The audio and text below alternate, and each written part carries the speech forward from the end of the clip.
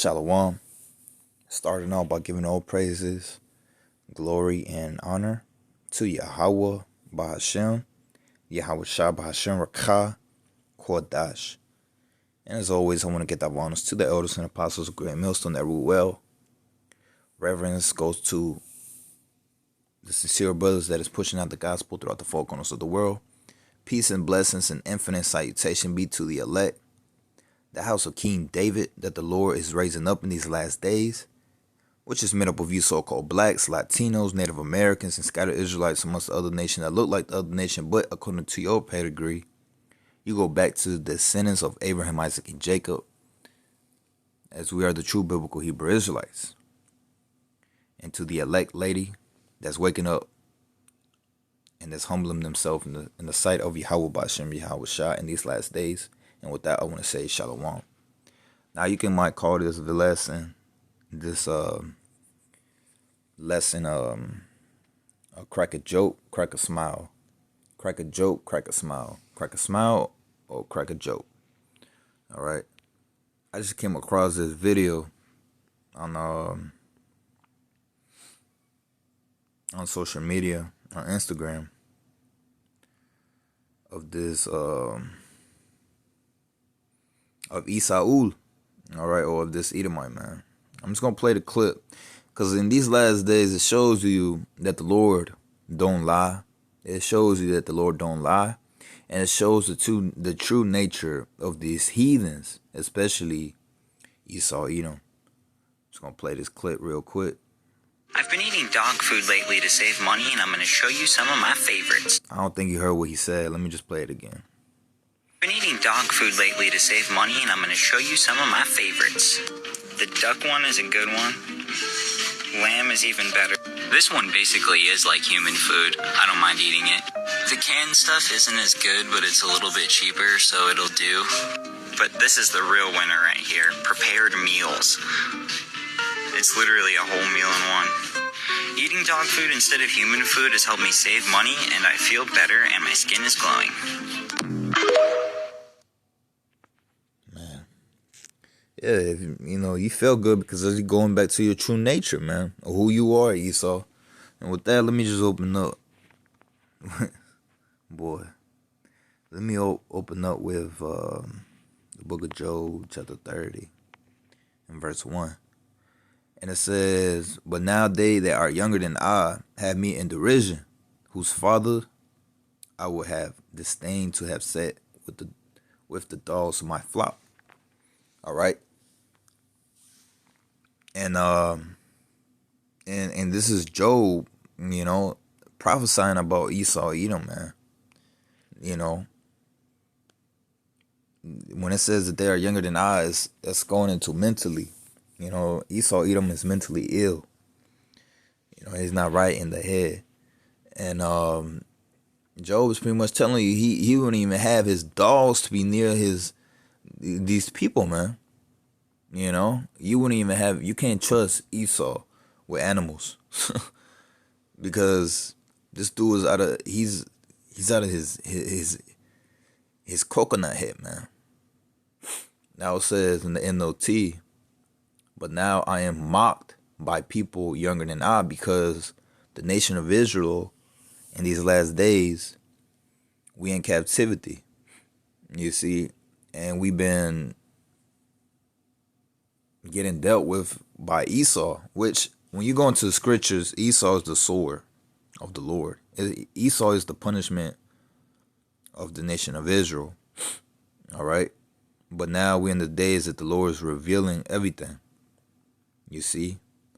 So we have became a mockery in these last days, but the Lord is waking us up. So keep that in mind. So it says, "By young men whose fathers are not worried to want to run with my sheepdogs." You see? Because the video explained itself perfectly why you can't trust Esau with nothing. Let me go to Revelation real quick. This is the book of Revelation. And now verse 4 is straight to the point. And it says, and there went out another horse that was red, and power was given to him that sat thereon to take peace from the earth. And not just the humans, but animals as well too, man. You see? Believe it or not, animals are suffering these last days, man, because of Esau's doing. Okay? The whole earth is suffering because of Esau. You know?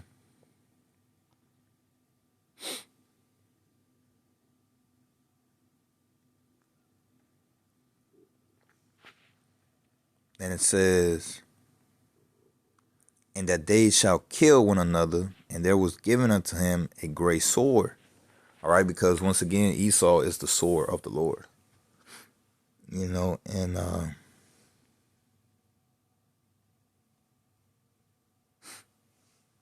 that's the Salakia.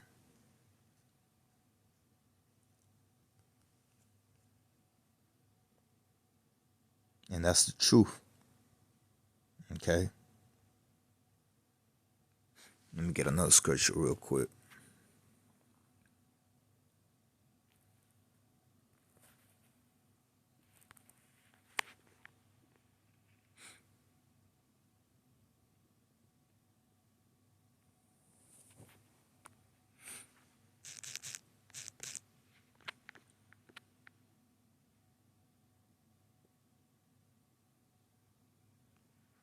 Hebrews 12 and 16.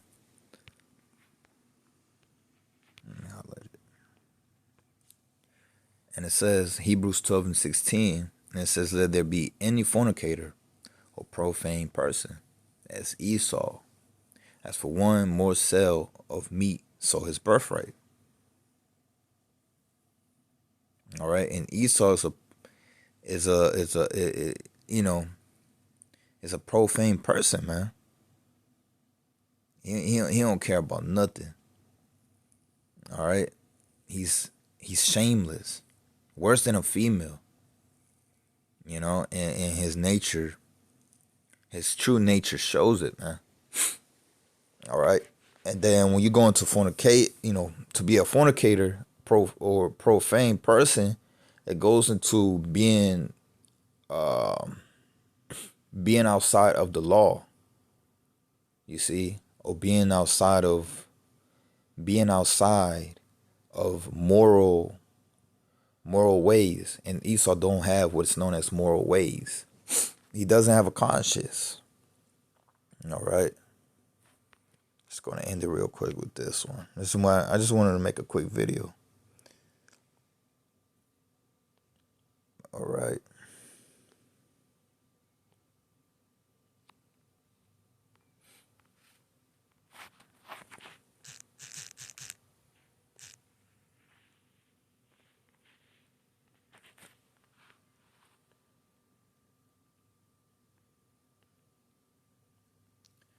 This is the book of Psalms 58.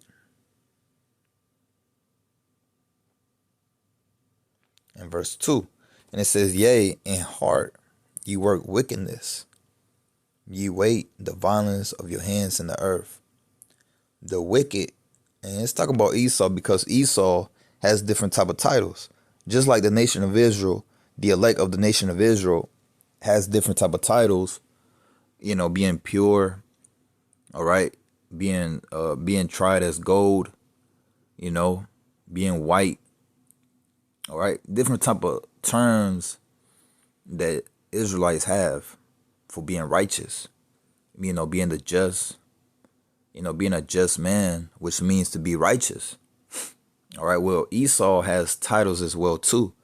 He's known as the destroyer, he's known as the sword, he's known as the wicked, profane, fornicator, and so on and so forth. When you read the scriptures, you know exactly who the Lord is talking about, because when you go into the scriptures, it's a big puzzle, and all the pieces is all throughout the scriptures, man. And you gotta find ways to link them up together, put the pieces together.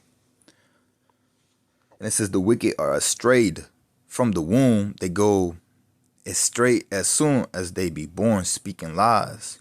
You see? And that's Esau. Their poison is like the poison of a serpent. They are like the deaf adder that stops her ear.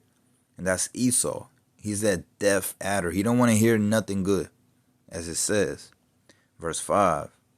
Which will not hearken to the voice of chambers, chairman never so wisely. You see, never want to hear the ways of righteousness. Okay? They never want to hear the ways of righteousness. They want to do their own thing. And that's how Esau is. Esau think that he is God on the planet Earth. And we in the time that he's being exposed in these last days, man. I'm just gonna end it with this one real quick. Psalm 64.